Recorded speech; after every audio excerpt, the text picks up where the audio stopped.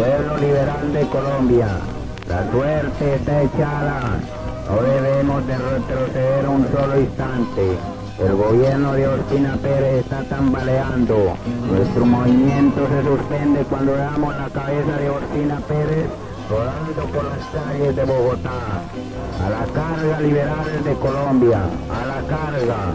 El mártir Jorge Eliezer Gaitán, quien vilmente fue asesinado por las manos goras, no puede quedarse impune. Esa muerte debe ser vengada y la vengaremos hasta el último momento. La camarilla Gora, que dirige Laureano Gómez, ha querido acabar con el pueblo liberal de Colombia. Hola mi gente, bienvenidos a un nuevo episodio de Historia Viva. Hoy vamos a hablar de un hecho que literalmente sacudió la historia de Colombia, el Bogotazo. Sí, ese 9 de abril de 1948, cuando la capital ardió en caos tras la muerte de Jorge Eliezer Gaitán. Para muchos ese día no solo murió un hombre, sino también una esperanza. Y lo que pasó después todavía resuena en nuestra política, en nuestras divisiones, en nuestra forma de entender el país. Así que pónganse cómodos, porque vamos a revivir ese momento como si estuviéramos allí. Dicen los historiadores que Gaitán era mucho más que un político. Era la voz de los de abajo. Tenía un estilo distinto, cercano, hablaba como hablaba el pueblo, con frases simples pero poderosas. Germán Mejía Pavoni, historiador colombiano, dice que Gaitán era la figura que mejor representaba a las masas en ese momento. No hablaba enredado ni con tecnicismos, hablaba para que cualquiera lo entendiera. Gaitán era liberal, pero no cualquier liberal. Era crítico de las élites de su propio partido y siempre cargaba con esa frase que quedó marcada: el pueblo es superior a sus dirigentes. Eso calaba fuerte en la gente. Ahora, imagínense Bogotá en 1948. Una ciudad que apenas llegaba a 700.000 habitantes, pero que ya era el centro político.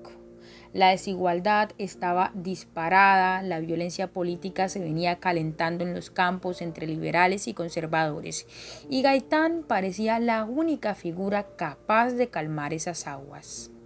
Pero el 9 de abril, al mediodía, cuando Gaitán salía de su oficina en el centro, fue atacado por Juan Roa Sierra, un tipo raro que, según algunos historiadores como Herbert Brown, ni siquiera tenía claridad de lo que hacía. Y ahí mismo, sin que nadie lo esperara, Bogotá explotó. La noticia corrió como pólvora. La gente no lo podía creer.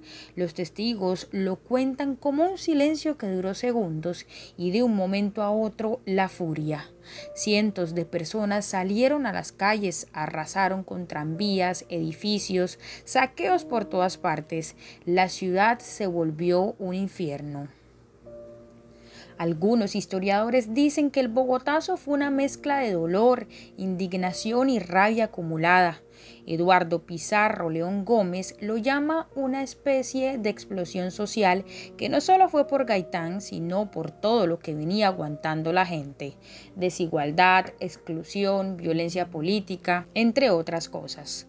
Ahora, ¿qué pasó con el culpable de la muerte de Jorge Eliezer Gaitán? A Roa Sierra lo atraparon en cuestión de minutos y la misma multitud lo linchó. Y eso también es simbólico. La gente quería justicia inmediata, no confiaba en las instituciones.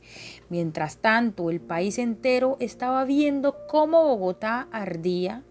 Hay quienes dicen que hasta el mismo Partido Comunista trató de canalizar la furia, pero fue tan espontáneo y caótico que nadie pudo controlar nada.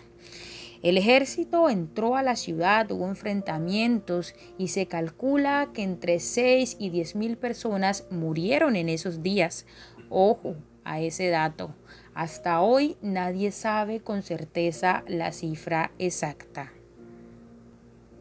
El Bogotazo marcó un antes y un después. Muchos historiadores lo ven como el inicio oficial de la violencia. Esa etapa sangrienta que duró casi 2 décadas y que dejó más de 200.000 muertos. ¿Y por qué? Porque la esperanza de que Gaitán uniera al país se apagó de un solo tiro. El escritor y periodista Enrique Santos Molano decía que Gaitán era el puente entre las élites y el pueblo, y que al acabar con su vida se rompió ese puente, y ahí quedó Colombia partida en dos. Pero también hay un detalle que no se puede olvidar. En esos días en Bogotá estaba reunida la Conferencia Panamericana, nada más y nada menos que la reunión que daría origen a la Organización de Estados Americanos, OEA. Imagínense el impacto. Líderes extranjeros atrapados en una ciudad en llama, viendo en vivo cómo Colombia se desangraba.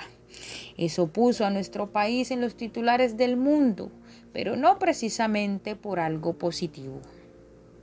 Pero el Bogotazo, sin duda, no fue solo un estallido de violencia, fue también una muestra de cómo el pueblo tenía una fuerza enorme, pero al mismo tiempo no había un camino claro para esa fuerza. Muchos se preguntan todavía qué habría pasado si Gaitán hubiera llegado a la presidencia. Algunos creen que Colombia habría evitado la violencia armada, que no habría surgido tanta guerrilla. Otros dicen que las élites nunca lo habrían dejado gobernar en paz. Eso queda en el terreno de la especulación, pero lo cierto es que su muerte cambió para siempre el rumbo de Colombia. Y ojo a esto porque aquí viene lo más fuerte. Más de 70 años después seguimos hablando del Bogotazo como si fuera ayer. ¿Por qué? Porque todavía vivimos en un país donde acabar líderes sociales, callar voces incómodas y usar la violencia para imponer poder sigue siendo pan de cada día. Esa es la herencia que nos dejó ese triste 9 de abril. Así que cuando escuchen la palabra Bogotazo, no lo piensen solo como un motín o como una revuelta de borrachos que salieron a saquear. No. Fue el grito desesperado de un pueblo que vio cómo se le escapaba la única esperanza que tenía. Y ahí les dejo esta reflexión. ¿Será que algún día en Colombia lograremos que los cambios lleguen? Esto fue Historia Viva. Gracias por acompañarme en este recorrido y ya saben, la historia no está en los libros muertos, está viva, en lo que nos pasa todos los días. Nos escuchamos en el próximo episodio y recuerden dejarnos tus opiniones, suscribirte al canal y activar la campanita de notificaciones.